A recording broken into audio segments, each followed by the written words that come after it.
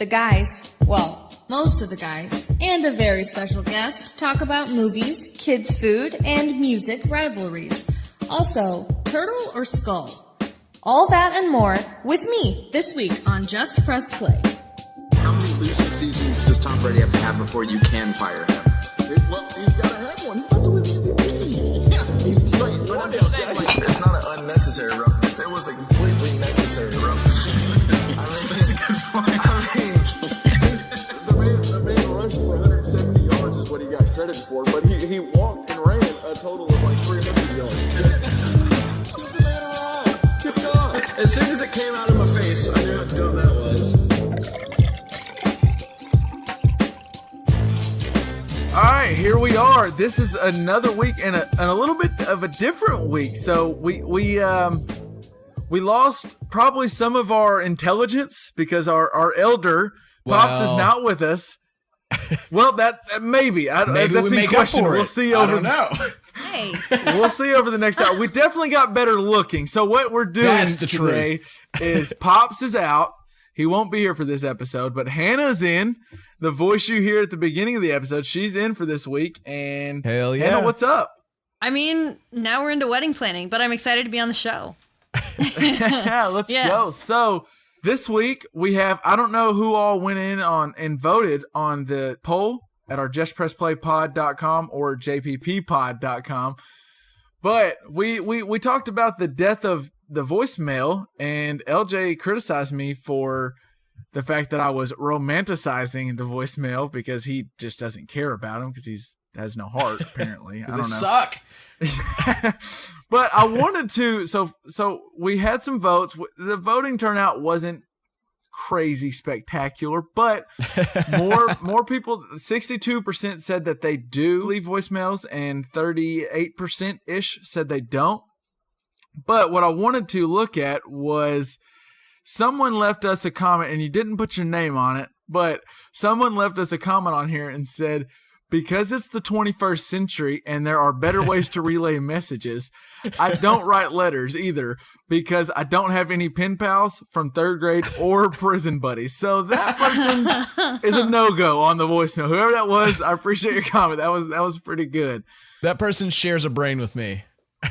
Yeah, well, luckily, Hannah is with me on the right side of voicemails, and we do enjoy leaving and receiving voicemails. They're fun. Fair enough. The numbers show that you guys win, but I'm not happy about it. And we'll have another poll question for this week. We'll get into a little bit, but basically it's about food. So Labat, stay in with us. You're gonna enjoy our poll question, but. I wanted to get to real quick before we get to the best and worst, LJ. There's a picture, and we'll put it in the show notes, but a picture kind of was making the rounds on Twitter this weekend from the Sports Illustrated vault of it was LeBron James at the 2002 McDonald's All-American game. Yeah. And the picture kind of sparked intrigue on Twitter for a few reasons. One was it showed a bunch of it had different players from that All-American game. And people were saying, can you even name anybody in this picture? There was LeBron was the guy. He was dunking the ball.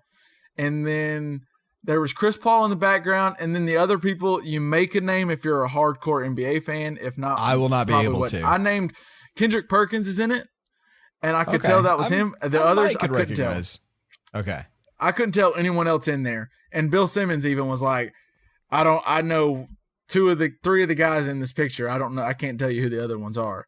Yeah. So there was that. And then it also led to people talking about just LeBron and the fact that he's still going in year 15. Like Ryan Russillo said stemming off that picture that from just a fun fact in the end of 2003 draft class, when LeBron was picked first overall, there were 29 first round picks. 25 of those are no longer in the league. Wow. And LeBron is still the best player in the NBA. Yeah. Going even further, the last time LeBron wasn't in the NBA Finals, if he makes it, if he wins this Game 7 on Sunday night, then he'll be in the finals for, I think it's an 8th straight year, 8th or 9th. I don't know. He's been in the finals every year. But the last time LeBron was not in an NBA Finals, 78% of all of the NBA players, the current players in the league, had not even made their NBA debut. Wow. So this guy's been in the finals longer than most of these guys have been in the God. league. So that just tells you how long he's been at a pretty high level. But that's not what we found interesting, LJ. What was interesting to us is, and I wish he was here, we'll talk about this on Tuesday, but Yeah, for the sure. shoes LeBron was wearing were some red and white Reeboks, and they were, I didn't realize this obviously at the time, I guess I didn't pay attention, but they were these same shoes that Pops used to lace up when he would go to the local gym and play with his buddies. Every time. That had to be when I don't know, I think I was around 10ish, so that had to be right at 2002, 2003. So I think LeBron and Dad were hooping in the same pair of shoes. Like, I want to say, if you've ever wondered how you got to be a bit of a sneakerhead, it's genetic. I guarantee you. Well, and I've heard Mom talk about it. She goes, "Oh my God, your dad wastes." Dad doesn't waste money. He keeps an idea of his funds and where he's allocating his different funds towards. And shoes were one thing that he will spend some money on. Yeah. And it just proved that, it just put that point home when I realized that my man was wearing the same shoes that King James was wearing back in 2003. Don't you dare put the AC up to 73. But I'm about to buy some. But if there's some badass Jordans out there, let me go cop them things. For sure, yeah. So I didn't realize, but Pops is a little bit of a sneakerhead. I found that freaking awesome. And that's the first thing I realized was those look like the same shoes that Dad used to never wear anywhere but the gym. So, Yep. But, Well, I have a question. If I want to hear more about how Game 7 goes, is there a place that I can do that? well, actually, interestingly that you would ask. So we're not going to get too much into the NBA talk. We actually got blessed. Luckily, we'll get into the best and worst of the week, but one of my best is that I was 100% wrong. And the Rockets and Warriors they're in Game 6, about to play tonight. Chris Paul's not playing, so they'll probably end up going to Game 7. But that means we will get Game 7 in both the Eastern and Western Conference Finals. Winners will determine who goes to the finals, obviously. So me and Pops will be recapping all of the conference finals and then hitting a little deep dive into what we think is going to happen in the finals. And that'll come out Thursday morning. Also happens to be the day that the finals starts later that night. So we will get you everything you need to know about the finals on Thursday. But as you know, as you're listening to this, we have... Spoiler alert, Pops is going to talk about spacing. Yeah, he'll probably talk about spacing, maybe whether or not the GOAT is still playing or if he played back in the 90s. We don't know. And I heard that somebody that's going to be on the show might have called Kevin Durant over Greg Oden. I don't know, but it might have come up. But that's all coming Thursday. But you're about to get, today we have a fun episode stacked with you. We're going to get into, me, LJ, and Hannah are going to get into some cartoons, some Disney movies. Hip-hop beat. We're about to get into everything. So we got a fun one set up. But let's go ahead and get a start out how we always do, El. Best and worst of the week. So actually, no, LJ, take a seat. I want to hear Hannah's best of the week. That's good. So my best of the week, I went to the eye doctor on Monday, and because my prescription was hella old, like 3 years old. I probably ought to go. And, I'm in the same boat. I probably ought to go to the eye doctor soon. I'm sorry. Go ahead. I know, you're fine. I went, though, and the eye doctor was like, yeah, you need new glasses. And I said, yes, I know, but that's why I'm here. But Thank you for pointing out the so obvious. I got new. Yeah, right. Thank you. So I went, but they said you'll get your new glasses in like 10 to 14 days. I was like, okay, that's fine. That was Monday. They called yesterday and said that my glasses will be in. They're in now, and I can pick them up tomorrow. So today I went to pick them up, and I can now see. So that's nice. So your vision, the fact that you can actually see now, that is the best. Yeah. It helps, yeah. And I will say, I remember the first day I got glasses where I was counting the little diamonds in a basketball net, and I was counting the leaves on trees. I know exactly how you feel right now. It is. Totally it's wild. get it. That is the best. You know, the best comparison I have to the first day you put glasses on. It's like when they came out with HD, and Dad got the first HD television, and you're like, this is what other people see.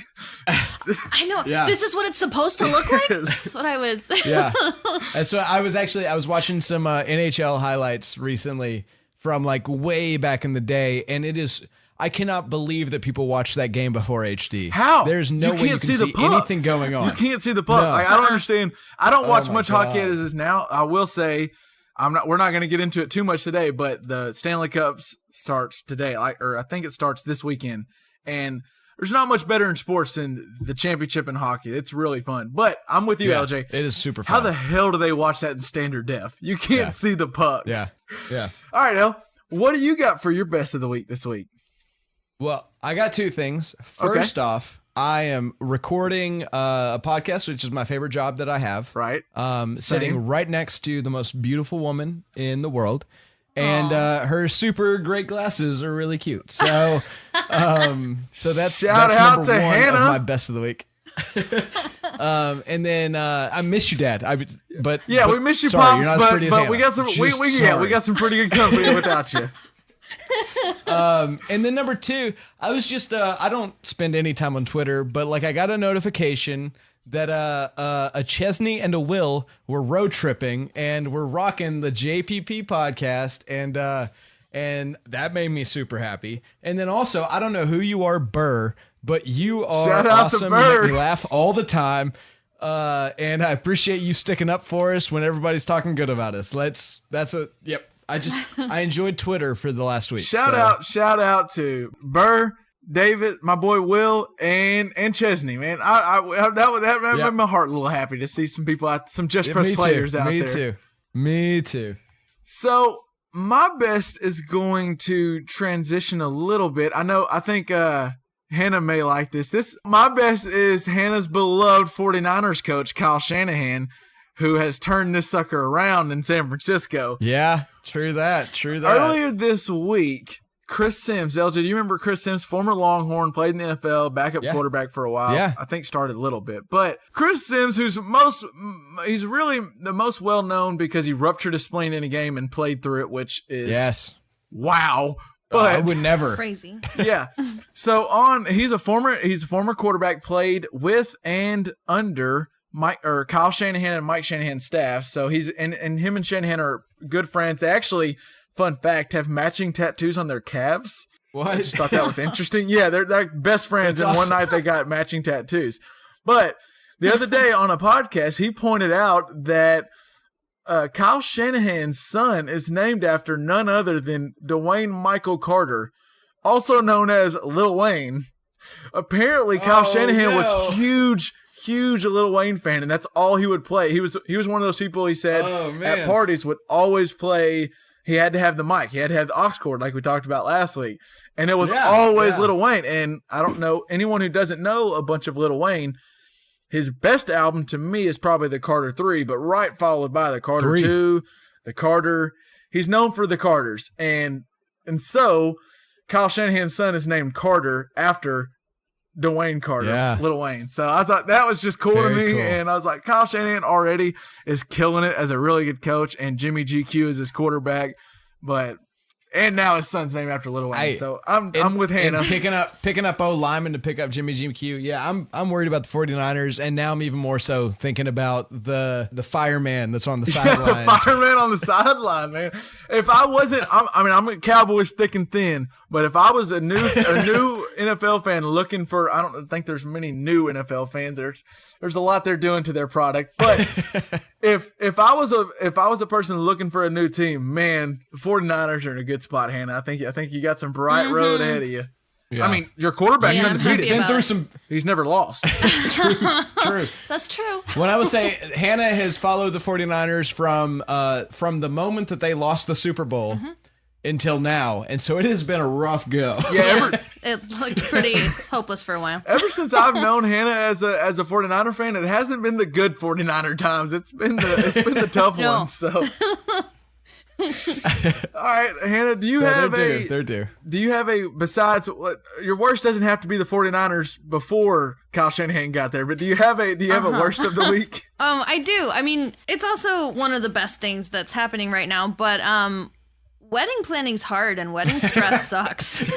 And so that's like the worst, because right now we're at a place now where I don't have a ton going on, which I did it on purpose because our wedding's in like 30 days. Less than that, I think.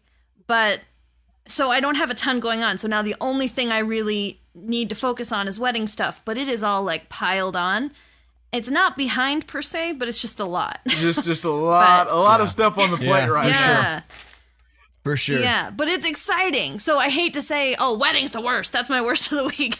Because it's not, but it is. But the stress surrounded by it. You're accounting for all kind. I mean, there's just so much stuff that you're accounting for. I get you. I like planning to an extent, but you're planning for more than just you. You're planning for a ton of people. Yeah. And you're accountable for a lot of other people Maybe. that you can't really control. Yeah. You know?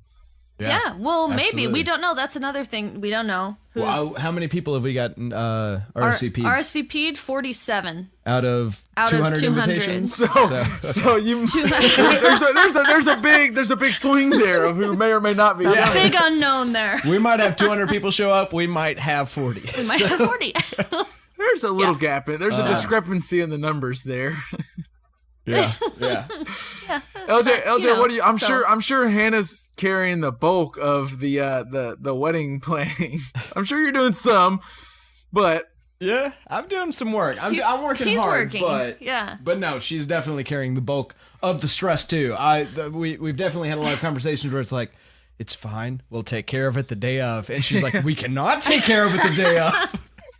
Yeah, it gets a little heated. what is your worst of the week, yo? All right, well, my worst is completely unrelated. I don't think I'd shock anybody in this room, and I don't think I'd shock anybody at all that I was pretty into esports, especially StarCraft back in the day. Yeah. It was a big game for me, and essentially the Al Michaels of that sport passed away from cancer this past week. I saw that, and it's very difficult. Total Biscuit.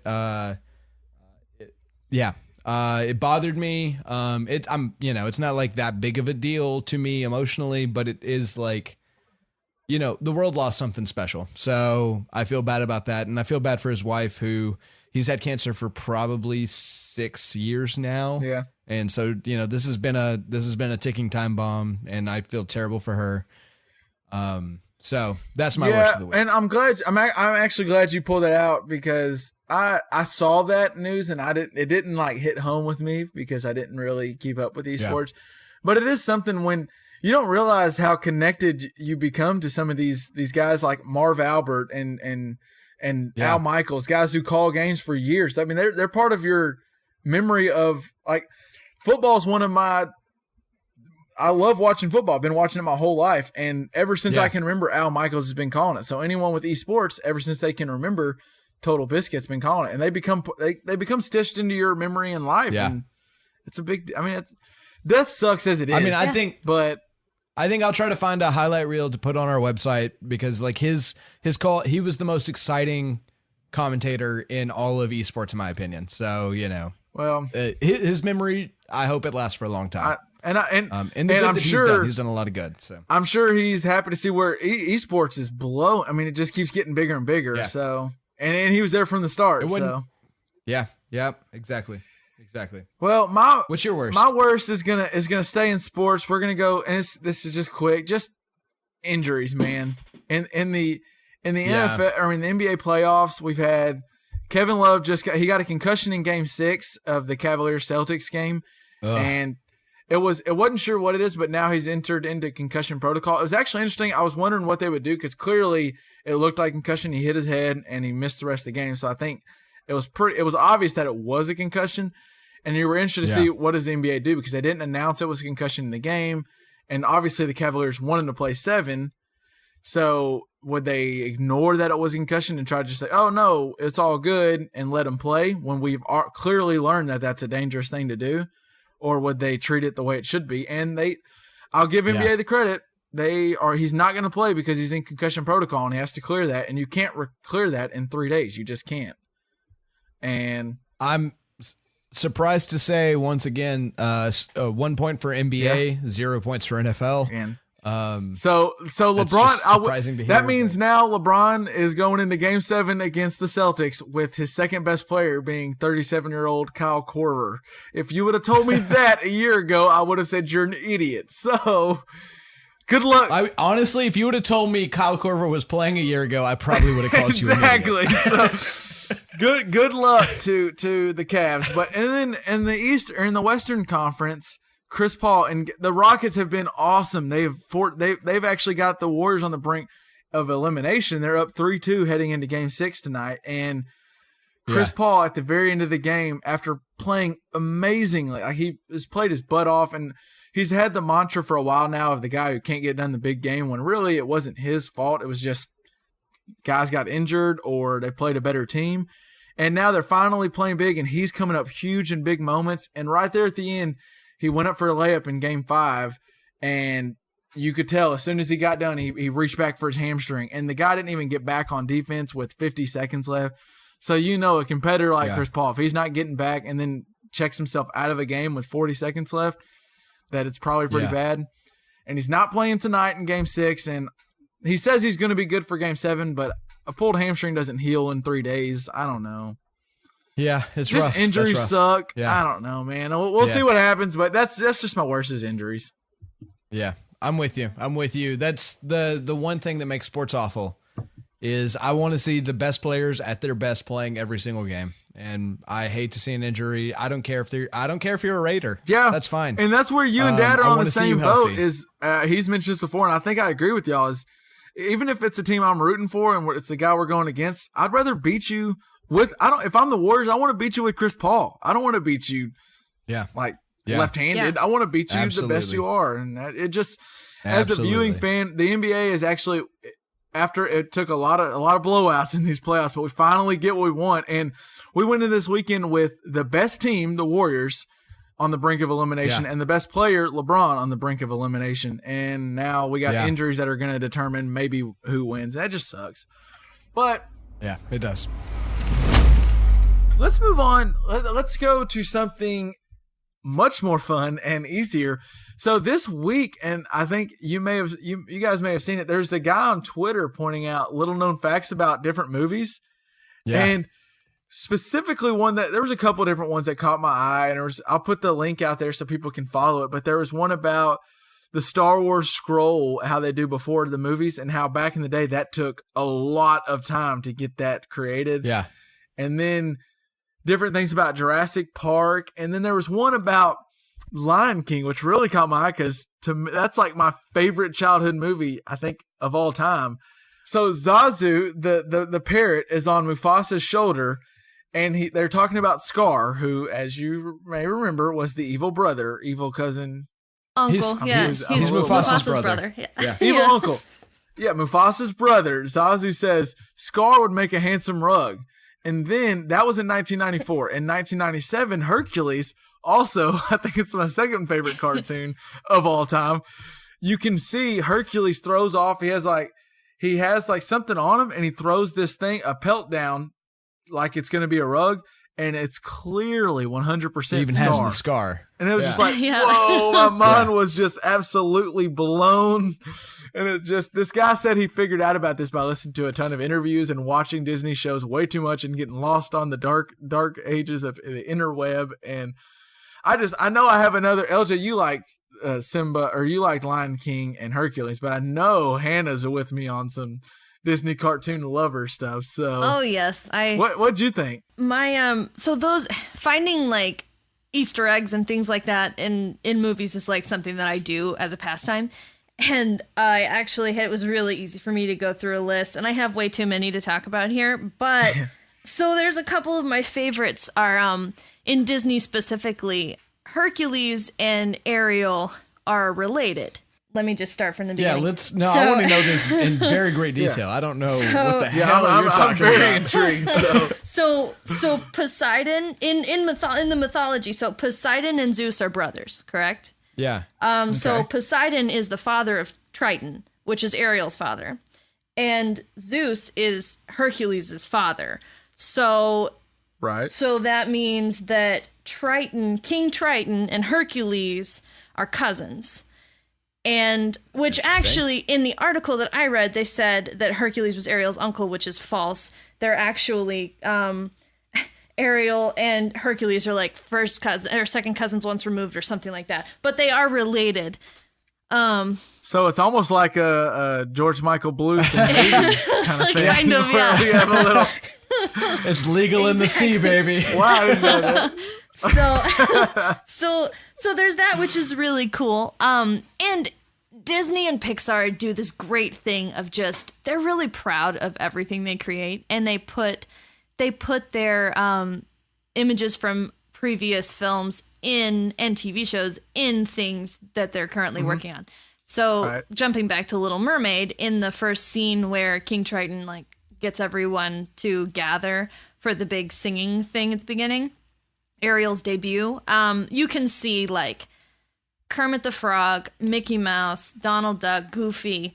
Really? Yeah, you can see all of them in the the crowd of mermaids. You can see them in there.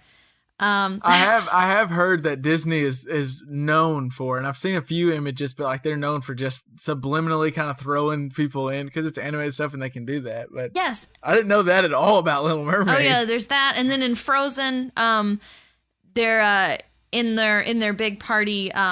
Someone that we will probably recognize comes into the, like, Anna meets them at the gate, and it is Rapunzel and Flynn Rider from Really? Tangled. Yeah. Oh, I did know about that. Yeah, because they live in the same universe, and so they're having this big meeting of all of the leaders, and yeah, they're in the same like world, and so and it's after Tangled has happened, so her hair's all short and cut off and brown, and she's there in the Frozen movies. So, but there is something that's really cool that Pixar does, is they put these little.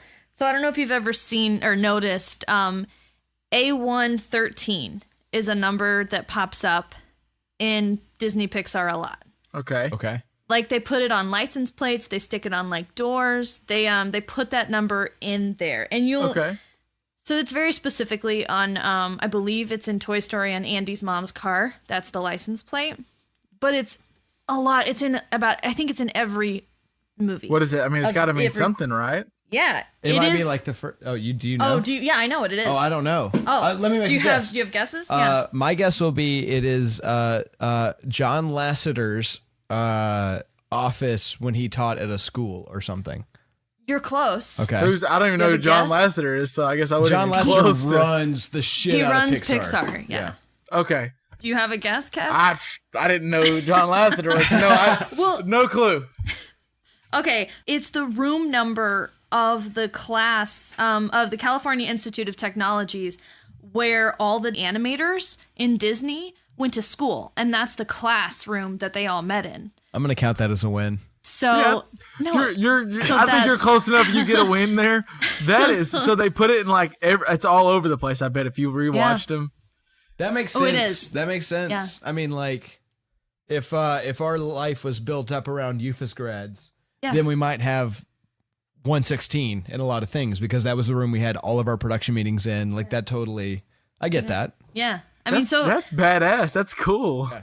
it's cool. Now every They're time I very watch a proud of Disney their Pixar work. movie, I'm watching to see where the A113. I bet I would be willing Sure. to bet it's in like every one. I bet it's somewhere in every single Oh, movie. Pixar's crazy about that. I have kind of shit, heard. too. Yes, I've heard that it is in most Disney movies, and it's the Disney specifically, but it's in Disney Pixar also. That's yeah. cool. So that's a cool, yeah. To go on the fun facts and like different like directors putting in just random stuff on that article that we'll post in the show notes. But in Fight Club, David Fincher in every single scene in the movie has a coffee cup, usually from Starbucks. And if you go through, they label like 5 different pictures. But I think I'm gonna go rewatch the movie because one, Fight Club's a good movie, but you don't talk about it. Right. The- Well, I Of wouldn't course. talk about. Yeah. Yeah, but to realize I just was when I saw like the 5 pictures, like now, damn it, I have to go back and see. Is it in every scene? But I bet it's funny how meticulous and how like weird these owners and different directors and creators are of these, and I just think it's crazy the guys that figure this stuff out. Let me tell you. So one of the things you're missing in this Fight Club reference is actually the reason behind the Starbucks thing. Okay. And it is in a lot. But one of the things that if you really pay attention to Fight Club, the car they choose to destroy, I think halfway-ish through the movie, is this at the time it was the new look for the Volkswagen Bug. And so basically David Fincher's stance is these characters are surrounded by these like new rebrandings of what life is supposed to be. And so that's what the Starbucks is all about, is like, there's no such thing as making your own coffee in the morning. You go to a Starbucks and get coffee, and, they destroy this fancy new car. That's one. Okay. So one of the things you need to know, Kevin, and maybe our listeners, if they're interested in this, is there's this really great subreddit called Movie Details. And I'll post a link to that also. They found out everything this guy posted 6 months before. And they're brilliant. Another thing though, for me, is that, the Jurassic Park one with the guitar string, that holds a really special place in my heart, because I think that's one of the first times when I learned that fact that I started really getting interested in creating art similar to you're that. talking about the famous water cup scene where please describe the it. Cup is sitting there, I guess, in like a car, and you see that Steven Spielberg wanted it to be like timed concentric rings, so the rings went from the inside, moving their way out. And so how did he make that happen, LJ? Well, so like, let's think about what you would do if you wanted to make that happen from an artistic standpoint. Is like, if you flick the cup, then the ripples are going to come from where you flick the cup, right? So it's going to come from the outside and bounce out, and then make these awful shapes. Like, it's going to bounce back in weird ways. So what they decided to do was they connected a guitar string to it, and then ran that down to the bottom of the Jeep, the world famous Jeep of Jurassic Park. And some guy who's probably the me of the 90s was sitting down there strumming it whenever somebody wanted to relay a T-Rex step. And that kind of stuff is like one of the most exciting things to me. Is it's this both creative, like you're really trying to consider exactly how you want to tell the story, but you're also having to come up with these methods to do it that are really complicated. One of the things from your list that also I hadn't thought of, but like the inflating the bread from Star Wars. First off, the fact that it took them 3 months to come up with that, idiots. But second off, like, that's exactly the kind of problem solving that makes me love this world of creating art. Is because what happens exactly is these guys have a thought, and they want something, and they're so meticulous that they're going to figure out a way to make this happen. Exactly. Whether it's the bread inflating or the time concentric rings, like they're going to make this happen. It was so much better back in the days before CG was a thing that everybody had cheap and easy access to. And it's still not cheap by any means, but it's cheaper than coming up with real creative solutions. That's why Jurassic Park and Star Wars are like some of the last real great movies that do this. Shoot, shout out to Peter Parker on the 2002 movie where he catches the tray and the objects. That wasn't even CGI. The tray had the sticky substance, so the stuff wouldn't roll off and falling when Tobey Maguire had to catch it. It said it took 156 takes. Have you watched a movie from 2002 with heavy CG? No, I mean, I'm sure I have, but find a way to find something. I don't know what we should like try to. I'll put a link in the notes to some movie that everybody should watch. But like CGI in 2002 totally like blew our minds back then.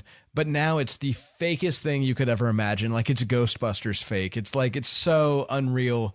And so the fact that they had the dedication to do it for real, to figure it out, to make that happen, and make Peter Parker catch the damn tray. Tries, that's so cool. And that's what you're talking about with art. Like, that's what art is that they took the director's like, no, I want this damn scene. We're gonna do it until we get it. Yeah.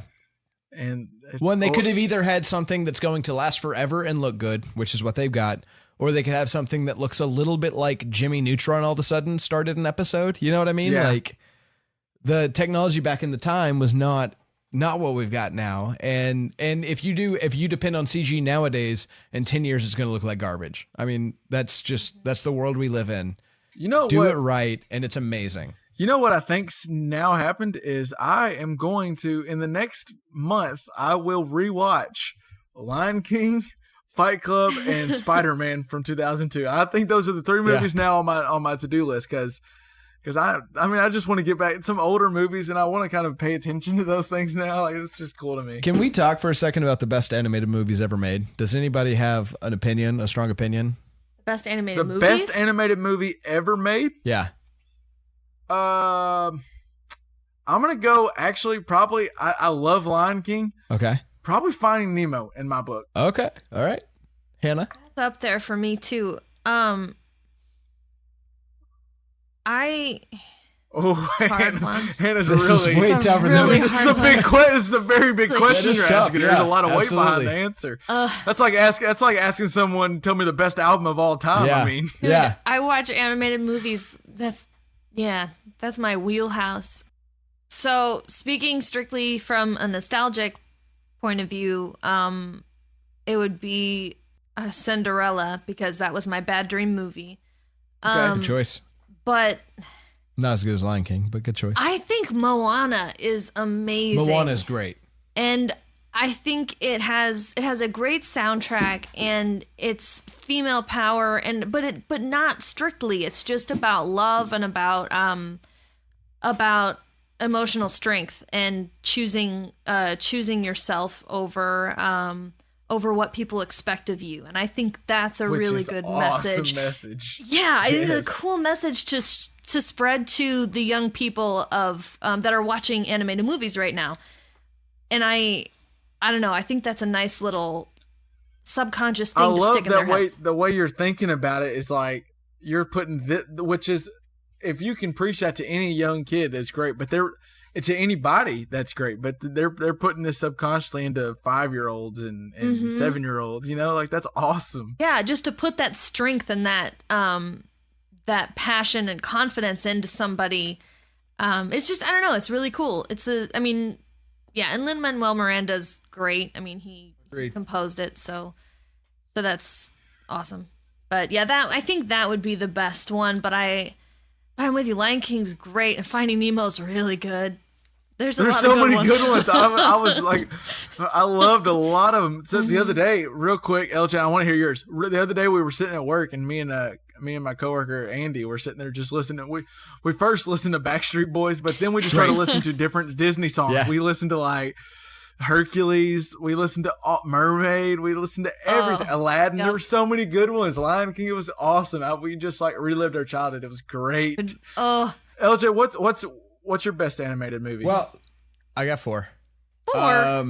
That's not how this works. That's not fair. You're the one who asked the question. I've got categories. Okay. So the best Disney movie with God. Disney characters. Wait. Okay. Best. Oh movie wow! with Well, Disney you didn't give us this time. I'm about to say Yeah, I know we- Hannah can come up with a list of categories if you. I think we'll all agree a Goofy movie. Greatest movie with Disney like Disney like canon characters. You Mickey mean through Minnie Goofy- through Goofy through. Goofy Donald or Mickey or Yeah, something. Goofy Yeah, movie's the okay, best one. Okay. Guaranteed. Okay. Best Okay.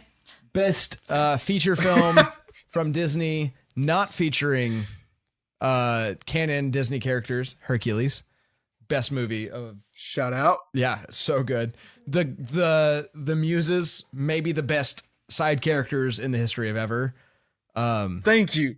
Thank you. Shout out the Muses. They were awesome. Oh my god. Best music or animated to live action crossover, Space Jam. Yes, you bought me Space Jam. Remember when you had that DVD That's of Space true. Jam? And I was like, no one has I've got 2 DVDs. We have DVDs two, of Space yeah. Jam now. This is Space Jam. You have a DVD. Of I have Space Jam. 0 DVD players and I have 2 DVDs of Space Yeah. Jam. We have two Space Jams. And then the best animated movie, if you want to cry, I want to go with Miyazaki, but the answer truly is Song of the Sea. And if you haven't seen it, see Yes. it. It is about Irish mythology, and it will make you just Never seen it. feel. Never seen it. It will make you feel. I I promise you. forgot about all of those. And actually, I do. If if you haven't seen a Miyazaki movie, They're great. Yeah, they're Kevin, amazing. I don't know if you've seen any of them. Have you? Spirited no. Away, Ponyo, you should. They're really good. Kiki's Delivery Service. They have a ton of them, but those 3 are my favorites. Howl's Moving Castle, and House Moving Castle sticks out to me. they're beautiful movies, and they're English dubbed, but normally really well. So They're gorgeous movies. what I'm gathering is if you're interested, if you're having any interest in this conversation, I'm figuring out that this needs to be a snippet. One week is going to be just Hannah's going to come on with us, and we're going to talk Disney movies because I feel like Hannah's got so much ammunition right now that she could be firing off, and she's holding back. If If Actually, Disney songs was a sport, I would be the MVP. I would win. We're looking at the Tom Brady If Disney of, songs of were Disney sport. songs here. Yes, The goat. yes. For the next until I die. HY12. Like, I also had another thing I wanted to mention. The best animated 10 minutes is the first 10 minutes of Up. The beginning of that's Up true. is really good. Really good. If you make it through that smiling, then you're not a person. I can't even think about it. We need to move on. Start crying. The more we keep Hannah going on this, we're just gonna kill her. Oh man, Hannah will cry at any animated movie. She'll just cry. cry. Watch this. Prince of Egypt. Great movie. It's such a good movie. Oh. We're gonna go too long, so let's go ahead and I want to move on to rap beefs, LJ and Hannah. Absolutely. Can we go on to so just recently? One, I want to know, is rap beefs even a thing, or were they ever a thing? And LJ, I'll let you get us caught up to speed. But Pusha T came out with a new album recently called Daytona. It was this week, and the album so far, from what I've listened to, pretty solid album. I've enjoyed it. But in the album, he dissed Drake, Toronto's very own, on the song. Yeah, on the song Infrared, saying in a few of the things he was basically said, how could you ever right these wrongs when you don't even write your songs? Because previously Meek Mill dissed Drake for having I was about to say, ghostwriter. didn't Meek Mill try this and fail? And in his every career possible almost ended way? completely. The only thing that resurrected Meek Mill's career was actually somehow going to jail helped his career. Well, that's a Well, common I theme digress. which we might bring up. But Drake answered back with a duppy freestyle is what it was called. The whole song, I mean, he does a very good job. And then at the end, Drake seems upset of himself for even indulging in the beef in both of them. He mentions the Meek Mill one and the Pusha T one. And he says that, why do I even indulge in these? I'm reviving these rappers' career. And then he even says, I'll be giving Ye an invoice for reviving these careers. And Ye is Kanye, who runs, I know you all know this, but Ye is Kanye running Good Music, which is Pusha T. So Pusha T quoted it and said, send the invoice for an extra 20. And this is why any rapper should not diss Drake. Not because his lyrics are just, I do like him, but not because he's just lyrically better than anyone. But one, Drake can put out anything, and everyone's going to love it and it's going to be the new summer jam. So that's already tough. Two, because Drake is absolutely, he knows how to work social media. And when Pusha T said, go ahead and send the invoice, Drake literally, I'll put the link in. He put an Instagram picture of an invoice to Good Music for $100,000. And it said, you're welcome was the subject line. And then he cited charges for professional services rendered. It was like a legitimate email or invoice. One, Drake has too much of a following that everything he puts out is going to get people are going to love it. Two, he's pretty good at this. Three, the invoice he kills social media. You're going to lose in a rap battle with Drake in today's game. But that gets me to my next point, I guess, LJ, was, are rap beefs even beefs, or is this just Pusha T and Drake going, hey, let's get some notoriety. Let's get people talking about us on the eve of this album. And Drake has an album coming out as well. And Kanye as well. So all of them are in the news now, and they have albums coming out. Let me say that if Kanye is involved, it is advertisement. Yep. I guarantee you, I can name, let me look at my list right quick. Kanye versus Taylor Swift, right before his album came out. Kanye and 50 Cent. There's Kanye and 50 Cent. Kanye and 50 Cent is maybe my favorite rap beef of all time. And so their albums came out at the same time. 50 Cent's Curtis, which has great songs one great song, and it was AO Technology, and it wasn't that great. Versus... Boy, he went from great songs to great song to song that wasn't that great. I just want to be clear that Curtis is not an album that we're all going to talk about in 30 years. I'm just hoping you didn't fall as you were backpedaling from that great songs on the album. No, but I wanted to make it very clear that there was not great songs on that album. But the album it was competing against, the 50 Cent said, if this album outsells mine, I will stop selling solo records. The album he was competing against, Graduation. Fantastic in my opinion, album. The greatest Kanye album of all time. Of one of the greatest recording artists of all time. Not sure if I'm going greatest, but man, that is a great album. But yeah, It's I bet it outsold Curtis, didn't it? Only by all of it. Little bit. And yeah, so but that's the thing is, okay, so Kanye was quoted as soon as it came out. Yeah, our album's dropping on the same day. This is great news for Kanye. This is great news for Curtis. This is great news for hip hop. He was not trying to sell the idea of I am better. He was trying to sell the idea of let's sell records together. Because that's what what Kanye does. So now the good He puts music out is good included music and he in markets this. the shit out of it. Yes. Yeah. And I will say another thing about hip hop is it's one of the few genres where your locality is important. And there's one place where Meek Mill did not lose that battle against Drake. And there's only one place in the entire world that he didn't lose that battle. But there is one place, and it is Philadelphia. Philly, yep. Yep. He won the battle there. Even though he didn't even put out a song, he won the battle there because and his album sales rose there. That's the thing about hip hop is if you lose a battle, your sales don't drop. But if you win a battle in your local area, they rise there. And that's the fun thing about hip hop is it's if you're a Chicago rapper rapping against an LA rapper, then both of you will see an increase in sales every single time. There used to be actual rivalries, but yeah. Well, and we'll get to that in just a second. But that like Pusha T getting in this thing with Drake. There is no doubt that Pusha T's album Daytona is going to get more sales because he's mentioned with Drake. There's Drake fans that didn't even know who Pusha T was. And now they're like, oh, now I got to go hear Infrared. Now I got to go hear Daytona. And it's a good album. It is a good album. I had to look up Pusha T because you mentioned it. And it turns out the only song I've ever heard with him on it is Mercy by Kanye. I didn't care that Pusha T was on that. He's known as the Mercy guy. That song was good without him. I guarantee you. So Pusha T's not bad, but he's not on the caliber of at least what he's known by, like Drake. And to get on to go ahead and do that with Drake, even if you, like you said, if you lose a rap battle, you win the war, you make more money. Yeah. But that gets to, I just think now that's all rap battles are. But back in the day, when you look at like back when Tupac and Biggie were going at it, and back in the 90s, there were some real rap battles. I mean, those were, and that was the one. That's the one I wrote down as like the last real rap battle that nobody thought they were just going to gain everything out of was. Well, back Tupac then you Biggie. might. I mean, there was some real like gang violence going on. Well, There was, you know, might truthfully, lose more than just a rap battle. So, unfortunately, so Tupac got shot, and him and Biggie were big friends for a long time, and then he got shot, and he thought the only person that knew about where I was going to be was Biggie. So I think it was his fault. He was also in jail for another reason. The point is he accepted a record deal from Death Row, which was very against P. Diddy and Biggie Smalls. The record deal was not, we're going to pay you money. It was, we're going to pay your bail. So this just tells you the different time we live in. Nobody's going to tell Drake, we're going to get you out of jail.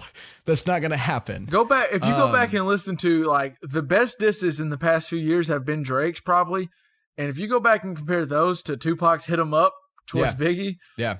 totally different. Yeah. I mean, they're different. You asked if beefs were a thing like back in the day. Yeah, absolutely. One of I looked up a few. So Prince and Michael Jackson used to record in some of the same studios every now and again. And they would fight over the ping pong table, and then Prince would beat Michael Jackson and then call him a bitch because he didn't go for the ball properly. And then they would play each other in basketball, but Prince was just too competitive and really good at basketball. So Prince would take it out athletically against Michael Jackson. And then another one that's just like super hilarious to me is Michael Jackson and Paul McCartney were talking one day. What? McCartney was like, what you really ought to do, where there's real money, is owning song rights. So then within the year, Michael Jackson went out and bought all of the song rights to all of the Beatles songs that weren't owned at the time.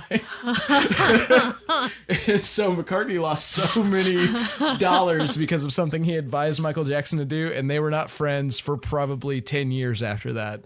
And I just think that's amazing. There he is. But yeah, beefs have been around forever. This is nothing new, but it is rare that it makes as much publicity now because it's totally a career maker in the hip hop game. That's all about machismo and all about ego. So that's the main point I was maybe going to go to, and I think you completely laid it out, was today the beefs are, it's basically Pusha T and Drake are high-fiving behind the scenes going, let's do this to make, Totally. and 50 Cent and Kanye West, they're going, hey, let's do this and make some money. And it might have started somewhat from Kanye going, hey, by the way, I just realized, well, one, he realized two things. He was like, a beef makes better for both of us. And then his second ulterior motive was, and I'm also just the best rapper alive at the moment. So I'm going to win the beef. And so it's going to be better for me than it is for you, but it also will be beneficial for you, Curtis. Yeah. But back in the day, and that the beefs are not real now compared to what they were when it was Ice Cube going against Eazy-E. Oh, absolutely. There's a great documentary on YouTube, by the way, I think it's called Beef. I'll link it. But to go specifically back to the thing you were just talking about with Kanye and 50 is before this beef started, they would listen to each other's albums and talk about like which song should be the single and stuff. So they obviously listened to Stronger and Good Life versus Ayo Technology and whatever garbage was next to it. And so Kanye knew what was going to happen when they released these two against each other. Like there was no question. He dropped Stronger before the album dropped, and it was done. It was straight up done. Well, and now smart. Drake and Kanye work on music together. Like Drake worked on Father Stretch My Hand in 30 Hours, and Kanye worked on Pop Style and Glow in Drake's newest album, and they worked together. And so what happened was Kanye got with Drake and was like, hey, you can help out my boy Pusha T sell albums. And then just told Pusha T, hey, you're going to do this with Drake. You might win, even though we knew he wasn't, but he probably told Pusha T, probably like hyped him up, said, you're going to win this and it's going to make your sales better. And really Kanye's just cashing in. He's just cashing those checks. Absolutely. So this week, since we are missing our elder and Pops isn't in our presence, Hannah, do you have any kind of hypothetical or something similar to a caution that you can give us? Yes, I do. So let us assume there are two boxes on a table. In one box, there is a relatively normal turtle. In the other, Adolf Hitler's skull. So you have to select one of these items for your home. If you select the turtle, you can't give it away, and you have to keep it alive for 2 years. So if either of these parameters are not met, you will be fined $999 by the state. If you select Hitler's skull, you are required to display it in a semi-prominent location in your living room for the same amount of time, but you will be paid a stipend of $120 per month for doing so. But you can only display the skull in an apolitical way. So which one would you select?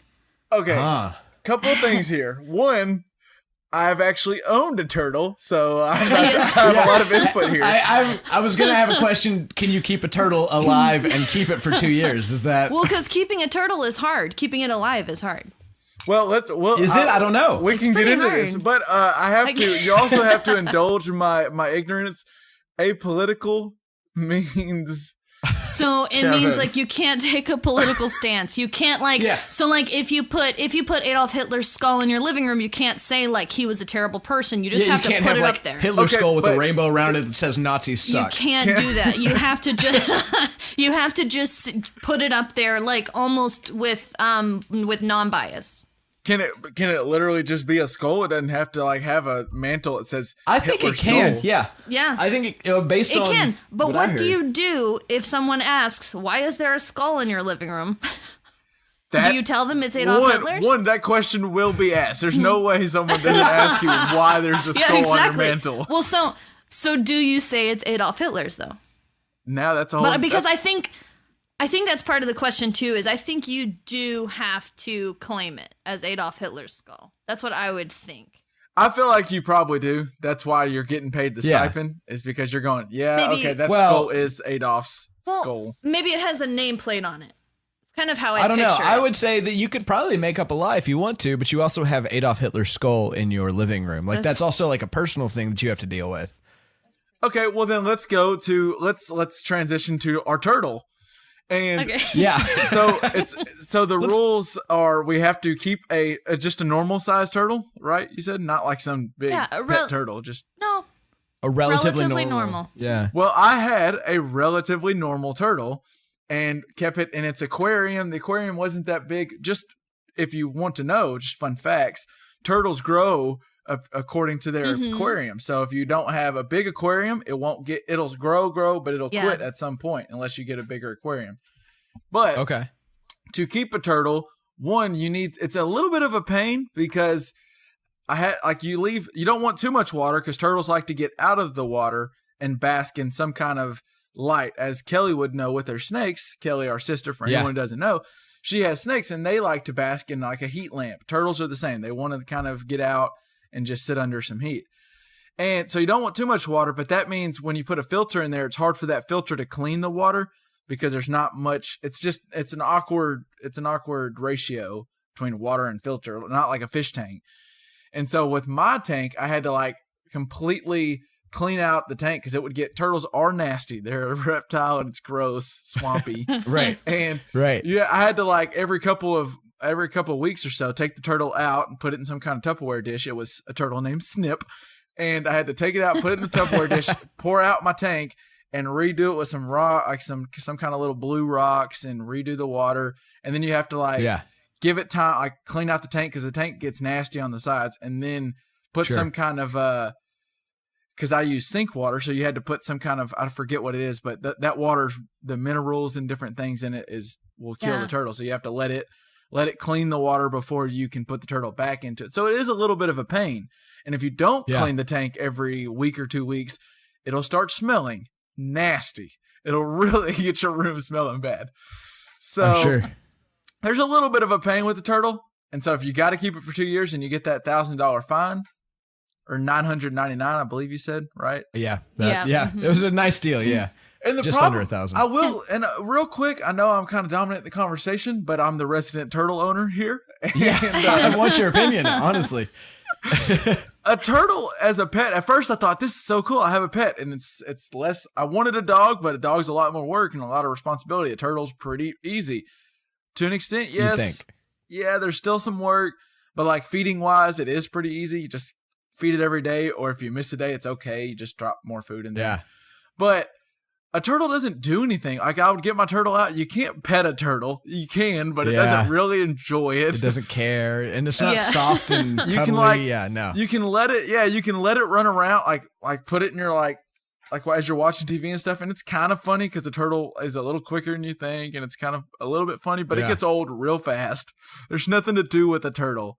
So as the enjoyment as that being your pet, it's a little lowered. And then you have the maintenance to keep up with it. So keep that in mind when you're making this decision. Yeah, well, and that's the other thing is they're not paying you anything to have the turtle. So the food they're costs, paying you that's for coming the skull. from you. They're paying you for the skull. And you have to go now buy an aquarium. And the food's cheap, but you have to go buy some food. Still food. There's a heating lamp. That's not cheap. If you clean out, there's a filter. And then if you clean out like I did, I dumped it out. You have to re-rock it each time because those rocks get dirty too, and they start smelling bad. So there are some costs to turtle. It's not like crazy. I was affording this as a broke. I'm still broke, but I was a broke college kid, so that's a different level of broke. It's a different level of broke. Yeah. And you went from ramen to cheese sandwiches, and you're still like right. Now I'm on pimento cheese sandwiches, but before it was ramen. So. LJ, with that information presented to you, where do you think you're at least leaning toward? All right, so I think the answer would have been a lot easier 3 years ago, before like neo-Nazis were a thing that you actually had to like think about. I didn't even know that was those two words were used together until here recently. Yeah. So I think like before Hitler became a celebrity again, it would have been very simple to say, oh yeah, I would actually pay to have a historical skull like that. Like that's totally a cool thing to have. Now I would show that to people and they'd be like, what is wrong with you? So I still think I'd take the money. I still think I'd take the skull. It's a conversation starter with anybody you bring into your house. Like they're like, why do you have a skull? The display has to be apolitical. Like, here's the thing. The display has to be apolitical. I can be as political as I want. I can say like, look, this is the skull of the worst scumbag to have maybe ever existed in life ever. How cool is that? Here's why I have Roger Goodell. I mean, Hitler's skull on my hand. We'll get into that in a second. But I think I'm taking the skull. I think I don't think I'd be able to keep the turtle alive and on my, having Hannah would help. A turtle's not that hard to keep alive. It's just a bit of a pain. You're like, I just would really forget have to about clean it. this tank. And if you don't clean the tank, I wouldn't care. Well, you'll remember if you don't clean the tank because it starts. I've got another bedroom. He has a spare. Yeah. We have the hedgehog in its own room. And I never notice it. Yeah. Hannah takes it out before we record. It's fine. But the hedgehog's still I alive. feed and water her. Not by my doing. Yeah, I feed and water her. We would have to pay the $999 if LJ chose the and turtle. I cannot afford that. So I'm taking the skull, no doubt. Okay, Hannah. I'm taking the skull because I think it is. I would just take the money. Not that I don't like turtles. I would just rather, if I kill it, not have to pay $999. But also, I mean, if someone's going to pay me to keep just about anything that's not living or not going to explode in my house, I probably would do it. Yeah, depending on what it is. I mean, probably even because Adolf Hitler's skull doesn't really make me say I'm never letting that in my house. But I am not. It might be different if I were Jewish.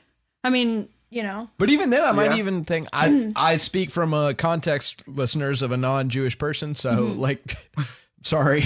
But I would think maybe even then you would then have like a power over this monster that hurts your people, you know? I don't know. Could be, but I would still do it and just I don't know, I would explain that. I don't know if I'd even explain I'm getting paid for it. I would just say, yeah, I have.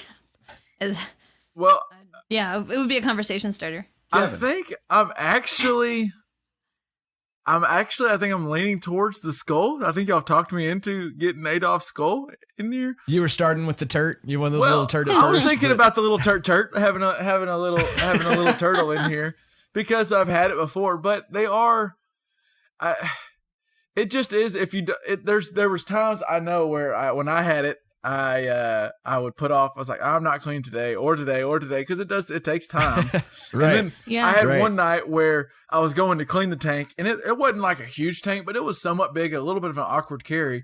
And I was going to take it outside so I could dump it, and I dropped it and broke the whole damn aquarium. And then I was like, so not only did I not want to do this tonight, but now I have to go get a new aquarium because now Snip's just sitting here in a little Tupperware dish. I got to go figure something out. Yeah. So it turned it turned what was already going to be a pain that night into a pain in the ass. And like I said, there's no enjoyment from a turtle. Like dogs, even cats. I'm not the biggest cat person, but you can get enjoyment from cats. Yeah. You can get enjoyment from a hedgehog. They mess around and they get into your sleeve and stuff. I thought that was so cool. But a turtle, it's nothing. There's nothing. Well, and I'll also say that a turtle doesn't need you. Like, it's not like we're breeding turtles because people just need turtles, you know? Like, dogs, on the other hand, there are too many dogs, and they need to be taken in. Like, adopt a dog, it's a good thing to do. Adopt a cat, it's a good thing to do. But a turtle's going to be fine out in the marsh that you found it in. It's fine. Probably prefer it. Actually, I live with a burden in my life. This is why I'm going with the skull, because I still live with the burden to this day. I let little Snip out back into the wild because I was like, I'm just not going to keep up with this turtle. I'm letting him out.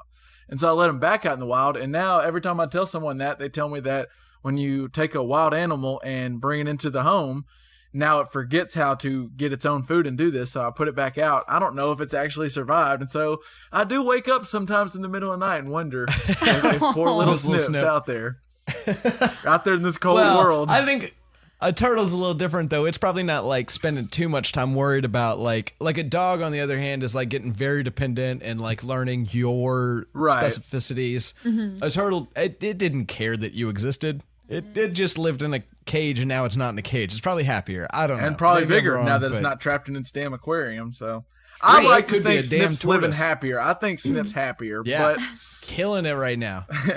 He's macking on all the lady turtles out there. He's killing it. Man, you don't even know. So I think we're unanimous then. We're just gonna stick Hitler's skull apolitically on our mantle. And also get that stipend. How long do we have to wait for that stipend to come through? I'm going to go ahead and think about my next purchase. 2 years. Yeah. Well, no, you get it monthly, but you have to have it for 2 years at what, $120 a month? $120 a month? Yeah. I'm doing the skull, no doubt. No doubt. Yeah. Yeah, no kidding. I'd probably pay $60 a month to have it. That's basically saying I wouldn't your internet's for free for 2 years. Yeah. I'm doing it. Good point. Yeah. Very good point. I'm doing the skull. Yeah. So is this the first unanimous question? Is this the first unanimous question?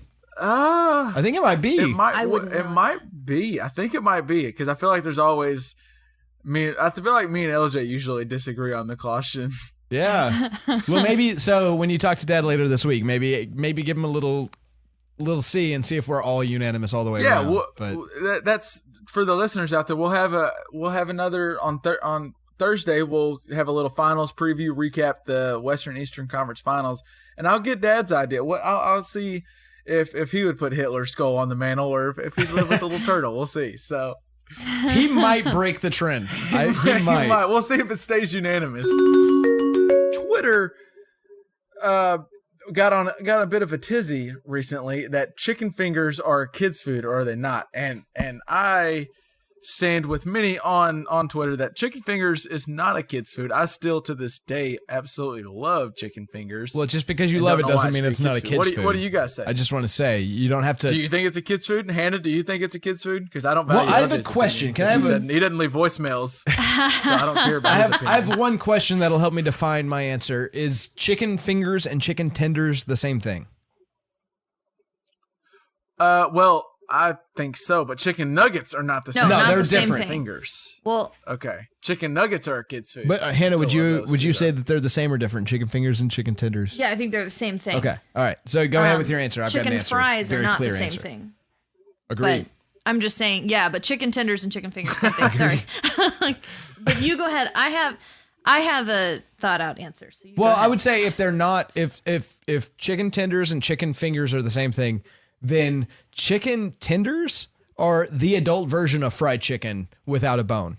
I would say that chicken nuggets are kids' food, chicken fries are kids' food, chicken tenders and or fingers, if that's what you want to call them, are adult food. That's my opinion. Okay.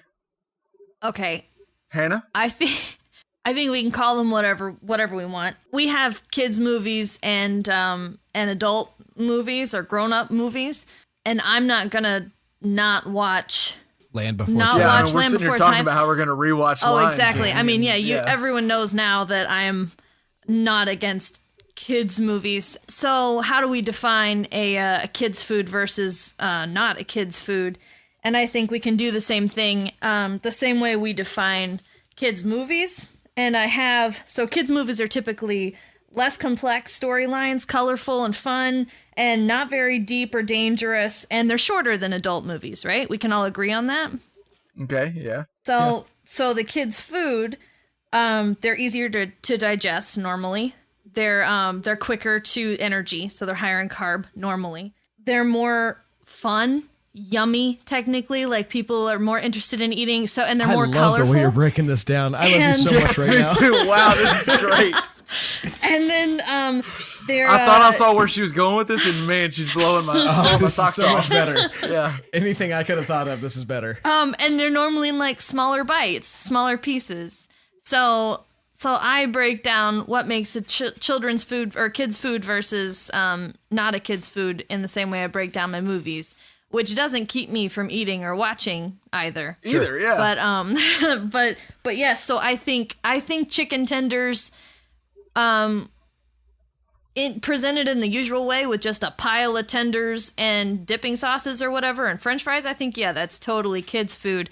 But I think you could also dress it up to be less kid friendly, and I think you can also make it more kid friendly. You could use like green ketchup or purple ketchup and like cut them into little octopus or something like that. But I mean, and I think like hot dogs aren't generally a kid's food, but you can cut up hot dogs in a little octopus shape, and I think that makes them a kid's food then. Like super cute and fun. I don't think. Yeah, this is next level. I'm almost dizzy by how quick I spun 180 degrees. Chicken fingers are kids food. They just are. Hannah's right. There's kids movies and kids food, and I'll eat and watch both. But yeah, she's right. Wow. Because you don't make purple A1 sauce for a steak, but you do make purple ketchup for a chicken finger. Absolutely, you do. Yeah. I thought I was gonna have like this like mind blowing concept of mac and cheese as kids' food, but that is not even close to as impressive as that just specific rundown of exactly what a chicken finger is and exactly where it falls in the spectrum. Damn. I mean, as she started, I was like, here, all right, I got a hole. Here's where I'm gonna attack her argument, and then she's just but like, there's nowhere. yeah, there's no holes in it. This is just right. Screw Better Call Saul, Better Call Hannah. I mean, good lord. Yeah, we just learned facts right now, and there's no argument. This is bad podcasting because there's no way you can beat that. No, you should actually post that and say, hey, poke a hole in Hannah's theory. The moral of the story, I guess, is that you can label a chicken fingers a kid's food. You can label Lion King a kid's movie, but damn it, I'm 25 years old and I'll eat both of them or I'll eat one and watch the other at the same damn time. Well, you can't tell me to stop eating TV dinners because I'm old enough. Whatever. Yeah. Oh my God, the little penguin-shaped chicken tenders and the little brownie. Yeah, with the Dino sprinkles Nuggets are on it. cheap. Oh, I eat Dino Nuggets all the time, but the little TV dinners. No, but I mean, I think kids' food can also be really fun and. Yeah, I don't know. It's like I love the little smiley fries. I remember when they used to serve those back in middle school. I would eat those right now if someone would serve those. Oh, you don't like them? I love those. I don't like them. I don't know. I'd rather have fries or hash browns. Oh no, I love them, and I learned how to make them, Kevin. I'll make them. Oh, you gotta let me know. I love those little smiley fries. I do too, and they're so easy to make. We'll make them when you're here. They actually have in our freezer aisle at our local grocery store. They have cheese-filled smiley fries. They're amazing. And I know how to make those too, but they're so good. All right, we need to wrap up because I'm hungry. We are talking about food. I'm about to go get me a Vietnamese sandwich. Oh, dude, do it. I might be running out of time tonight, but let's go ahead. And are y'all want to go ahead and wrap up how we normally do into what we're listening to? I would love to. I'll go ahead and kick off. All right, what are you listening to, Kevin? LJ? I've been listening to shout out to the best game ever made, NCAA 06, the soundtrack. Yes. It's so good, LJ. Yes. It gets better every time I listen to it.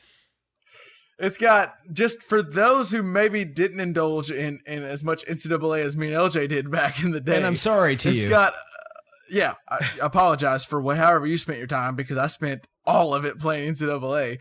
But Atomic Garden, Train in Vain with Clash, Me, Myself, and I with De La Soul, More Than Toast, Shangri-La. Kill Your Television, Jeff Wears Birkenstocks. Jeff Wears Birkenstocks. Yes. Debaser. Debaser. The Pixies might be the best band on that, and it's like the last one I thought of. That is such a good album. It just was wild, and I didn't know any of that, and didn't even think when I first started playing the game. So it was 2006. It was 12 years ago. I was 12 years old, I guess. Probably. I think. I didn't know those songs or know that I liked any of that type of music, and I just loved the game. Yeah, and that was one of those games where you turn up the TV and just listen, like while I was playing my Dynasty. Yes, and jam out because you spend more time simulating and then reading the news reports, and all you have to do is listen to the NoFX back to back to back. That was back when they first came out with Campus Legends, and they used to make you during you start out, for those who didn't play, you start as a freshman at a school, and they even made you back then. You had to take tests and you had to study for the test. You had to take math so you spent a lot of time listening to the soundtrack, and the soundtrack was absolutely fabulous. Phenomenal. It was great. Phenomenal. That might be, if we can put a picture of what our podcast is going to be Desmond Howard striking the Heisman on those. Yes, sir. NCAA. But I knew you'd get a kick out of that, LJ. That's what I've been listening to all week, and I can't get enough of it. It's so Hannah. Good. Hannah, what have you been listening to? Well, I listen to, so my favorite song right now is to sing to is Satisfied from the Hamilton soundtrack. I jam that all the time, and she is so good at it. I always sing. I can't not sing to that song. I have to stop the conversation when LJ and I are in the car and just belt it. It's like, hey, stop, turn up the music. Oh no, it's not. I don't even say it. I just turn it up and start rapping to it. So that's just what happens. Mid-sentence, I'm cut off. And then, but I have two other songs that are just my jam right now. Havana by Camila Cabello. Yes, good choice. And it's so much fun. You can't help but dance to that song. And then Perfect by Ed Sheeran is really good too. Man, yeah, I'm So- with Good all. choices, good There's choices. something about a song like that, like Havana, where like how you described it as a song you can't help but dance to. There's something about when a song comes on and you can't help but your shoulders start Yeah. popping up and down a little bit. I mean, it's just That's like, That's- I was telling Hannah, we were talking about music, what we're listening to, and we were talking about The Middle, and that's one of those songs. And I know you coined a phrase, I think, with Chance the Rapper and the Arthur cover, where it was like that Chance head bobbing moment. Yeah. You remember you were talking about the video you wanted to make, and it was like, so then the Chance head bob moment, which I trademark, is coming up or whatever. It's just the head bob moment where like the shoulders and the head, you just can't help it. Can't help it. No matter who you are, you just kind of start the music. It like gets into you. It's awesome. It's so great. And you got to think that's as an art. I'm not as musically inclined. I'm not even close as you two, but that's what you go for is to watch someone like really like it unconsciously just start vibing to the song that's playing. The notes they're hearing. Yeah. Yeah. It's cool, man. The Chance head bob. That's the thing. So Chance LJ, head bob. Yeah. Camila Cabella has the Chance head bob in Havana for sure. She does. For sure. She's got the She's got the Havana itself. I don't know all of it, but I know Havana, and that has got just not even a head bob, full out dance, like Hannah said. Like, you just wanna, I can't even dance very well, but I want to. Yeah, start sitting trying. doesn't work out during that song. If I played it right now, none of us would sit down. Like, it's just not possible. Well, and I like want to do a full dance routine with a partner. Like, I just want to. Yeah, you would choreograph I something. want to just do it. Like, Like I want to turn into Michael Jackson. I'm ready to start. Let's go. All right. yeah. Elle, what have you been listening to? Do you have anything we're jiving to? Or Well, so it's not going to be a head bobber. It's actually, so when Jake Perlman says, hey, listen to this, I think you ought to listen. If nothing else, because it's interesting. Yeah, he sent me Blake Mills. Kevin, have you ever heard of him? I don't know. No, I never heard of him. Okay, so you're in for a treat. Listen to some Blake Mills. This guy. Hold on, I'm getting my Big Chief Indian pad. Get your out Big right Chief now. Indian Shout out pad. to And Dad, I know you're listening right now. Get yours out too. But Blake Mills is, boy, I don't know how to describe him because every song hits a different part of, my emotional spectrum. But like, I think the best I could do is if Modest Mouse had the producer from Sgt. Pepper's Lonely Heart Club Band and had that indescribable quality that Willie Nelson has to make you shed one manly tear without knowing why it happened, then that's this guy. That's a true statement. Yeah. Ugh. Yeah. It kills me. It is Wow, so that good. description has me. I don't even know if I'm gonna have to watch Game 7. I might just turn on the album. I mean, He's got 2 albums and is they're both it worth just listening in general, or is there an album I need to listen to? He's or got just 2 in albums general? and they're both good. The song that really slayed me, but I'm also a part-time producer, and the production of it really stood out to me, was Under the Underground. It's just got these like moments where he like actually kind of breaks the production and like makes it sound bad, and then comes up to these just huge adrenaline rushes that like are hard to create. But you could listen to, if you just go to a Spotify or his title or whatever and just find his top tracks, you're going to be happy. Like, this is, I'm telling you, Hannah and I have been listening for like 3 days now. Hannah's been listening to Havana, but also we've been listening to this, and you and Dad are going to be very happily surprised by something you haven't heard before. This is such an us band. One of my favorite things about what we're listening to, I don't know if the listeners do this at all, and they might actually turn off the podcast at this point. Which, if you do, that's fine. I probably would on most podcasts, but yeah, just download and rate. That's it. If you're still listening at this point, you don't have to listen. Just download, subscribe, unsubscribe, then resubscribe, and then if you could rate us 5 stars.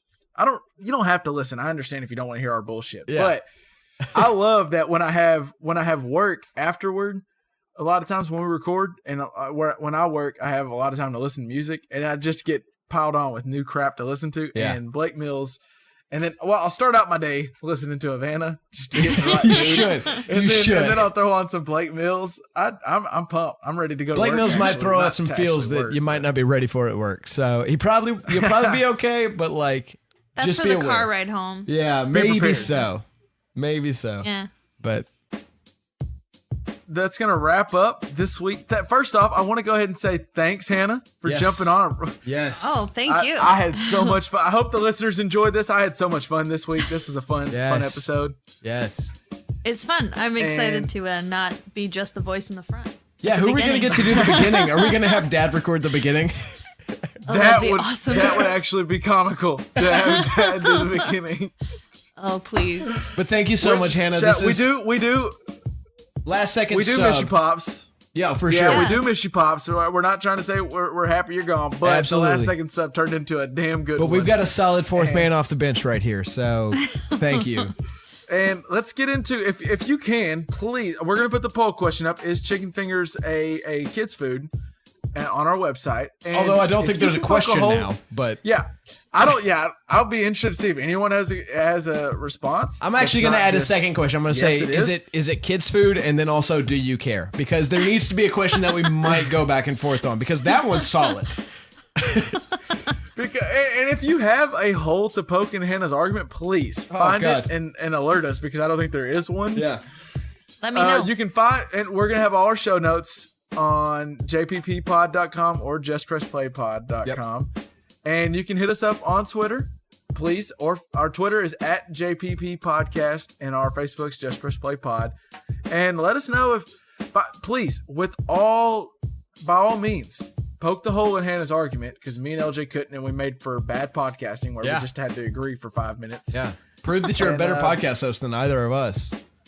Which may not be that hard. So, and stay tuned on as you're hearing this, you're probably thinking, man, I don't have any basketball to watch tonight. Those game 7s were great. Thursday morning, me and Pops will have a little breakdown of what we got from the games and what we've seen coming forward into the finals. And I don't know if y'all have anything else. I'm about to go head up to a food truck, because food trucks are just better than restaurants, as we mentioned. Yeah, well, my man. Enjoy.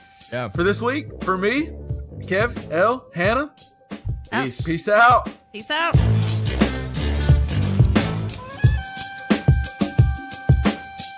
Well, I also thought about jumping off of the favorite animated shows. Yeah. That you had listed in the rundown. You can also do like children's movies that were like unusually dark or accidentally dark. Yeah. True. I think that's So she's got some stuff we can talk about. Yeah. Maybe she'll blow her